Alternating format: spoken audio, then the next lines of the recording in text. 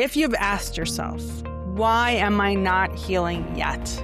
Or why do I always feel worse after feeling better? This episode is for you. Healing is not a straight line, and it's not perfect, but it's powerful when you learn to trust it. Today, I'm going to reframe at how you look at your journey. When you stop chasing perfection and start celebrating the small wins, that's when real healing occurs. We will never be perfect, but if we are present and if we are doing our best, that is good enough to achieve long-term success.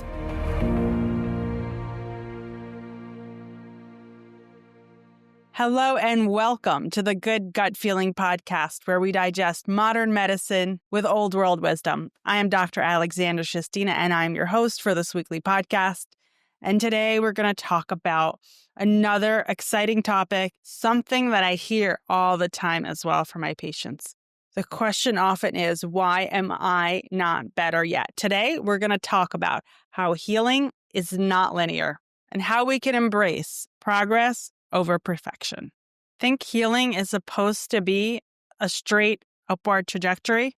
Guess what? It is a spiral. Whether it's emotional, spiritual, or physical, it's still the same process. It's really like peeling back the layers. So this happens a lot. Someone feels initially much better and they're really excited, and then things start to plateau, or sometimes even things start to go down. And then if we look at it in the course of a month or 2 months or 3 months, the progress may not look tremendous, or we may think we're back to our baseline. Okay, we started at a place and we got so much better so fast, and then we went back down. But it's not about that, because in the long run, there may be ups and downs. But if we look at the end of the year and the trajectory is generally up, that is a win. So how do we get to that long-term win? For example, with my Crohn's and colitis patients or IBS patients, or it doesn't even matter, any gut health problem, there may be times when you're feeling great, and then there may be flares. That's very, very common in inflammatory bowel disease, for example. So if you're a Crohn's colitis patient, this may be for you. You're feeling good, you haven't had a flare in a while, then all of a sudden you flare again. Are you back to baseline? And the answer is no, because setbacks can happen. But as long as we use that setback to get back up, and if in the year we still have setbacks, but in the previous year we had 10 flares and now we have 5, that is a win.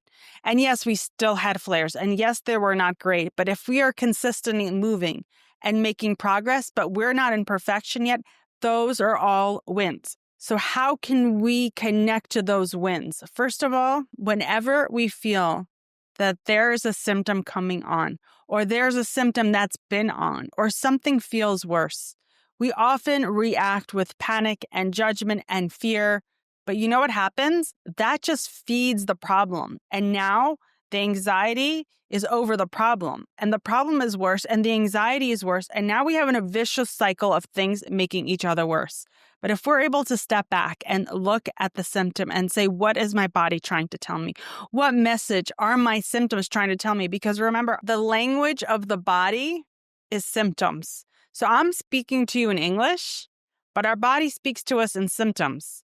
So if we are having a problem, that means that is a message. And if we interpret it as a message, like what possible messages can your body be trying to tell you?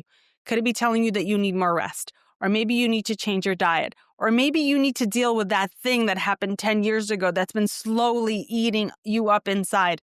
All those things are messages, and we can be grateful for the messages. And we cannot judge the messages as bad. We can look at them at least as neutral, as a message that has information that could be useful, information that could take us to somewhere good. And once we can do that, once we can disconnect emotionally, at least the negative emotions from the message, we're no longer feeding that. So remember, it's common to feel better and then feel worse and then feel better again. And as long as the worses are getting less in severity, in frequency in the long run, Those are all wins, and that is not regression. That is integration. And when we start to appreciate that and look at our health as a journey, as a process, the quicker we actually get our results. So start tracking your lows with curiosity rather than judgment, and you'll be amazed at how quick they lead to your next breakthrough. Number 2, perfectionism is the enemy of healing. The obsession of doing it right might be the one thing that's blocking you. Many times people feel they need to be very rigid and they need to be very hard on themselves, and they don't allow themselves to be joyful and happy in the process. They are miserable with their diet, or they are trying to control their external environment. For example, we decide in their process that they need to sleep more, but now their kid is waking them up. But what can they do? They still have to attend to their child. Maybe there is something they can do in the next day or the week later. Maybe they can get help or support, or the child will start sleeping better. But in the meantime, they're getting stressed and out of control because the one thing that they need to be working out, they're not in control of. But you know what? That happens. So what can we do? Real healing requires compassion and real life. That means things will never be perfect.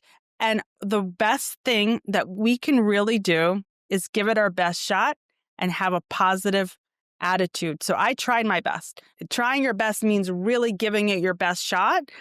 But if it doesn't work, then that's not something that I'm going to blame myself, get stressed over, and feel like I'm out of control. Because all that judgment that we put on that lack of perfection actually creates more problems than the issue itself. Gut health, all health thrives on consistency, progress, and not perfection. This applies to everything. So if you're doing your best, you're giving it your best shot. And when you are failing or not doing or not achieving to the level that you want, that is the time to have mercy on yourself, to have compassion for yourself. I did my best. So when we inject mindfulness, we remember that perfection is an illusion. It does not exist. We will never be perfect. But if we are present and if we are doing our best, that is good enough to achieve long-term success.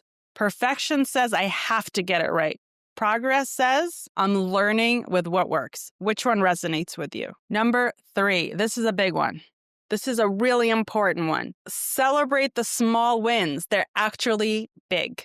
Sometimes when I often meet with my patients, I ask how they're doing. And sometimes they say, oh, I'm still in pain, or I still have these symptoms.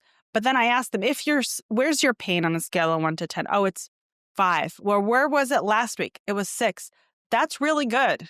If I ask them, okay, they're still having many loose bowel movements. Okay, how many last week? Well, 20. And now 15. 15 sounds like a lot, but it's a whole lot better than 20. When we start celebrating the small wins, that is when we really get the big wins, because the small wins are the big wins. We can think about it in a couple of different ways. First of all, when we have gratitude for ourselves, for the work that we do and the small progress that we made, we activate our dopamine system, the pleasure response. That motivates us to keep going. But we can think about it a different way. Imagine a friend came to you and asked you for money, and you said, yeah, here's $20. And the friend said, only $20? That's so small. That's so cheap. That's so insignificant. Would you want to give that friend more money? Now, let's say, same scenario, friend comes up to you, hey, I need some money. And you give him $20 and he says, thank you so much. This is so meaningful. This is so generous. I'm so grateful. Would you want to give him more? And most of you would probably say yes to the second one. But this is what we do to ourselves. We are so cheap with ourselves. We have a small win, but we say, not good enough. We say, I really wanted more. But imagine we said, thank you, that's amazing. How much more would we get? What's a practical step we can do? Keep a healing wins diary. Every day, write one thing, one small thing, one big thing that is better than yesterday. And when we start keeping track of that, we realize all the amazing progress that's been made. And number 4, there's going to be times when healing's going to feel slow. What can we do? This is when we stay present. This is when we stay calm. And this is when we continue pushing, because sometimes the results happen fast and sometimes they can happen slow. But the less we go into frustration mode, the faster we can get out of this situation. So this is when we can focus on things like journaling and grounding and community, and maybe even finding people who have been through that journey, who we can connect to, who can help us get to the next level. And most importantly, don't lose your trust. Don't lose your hope. And don't lose your ability to see a greater future. So let this be your reminder. Healing is not about doing everything perfectly. It's about showing up for yourself again and again and again. Always celebrate every step, because those are small wins, which lead to big wins. Thank you for listening. If you've liked what you heard, you can find so much more on wholegut.com. So please like, share, and subscribe. Stay healthy, stay gutsy, and I look forward to seeing you all next week.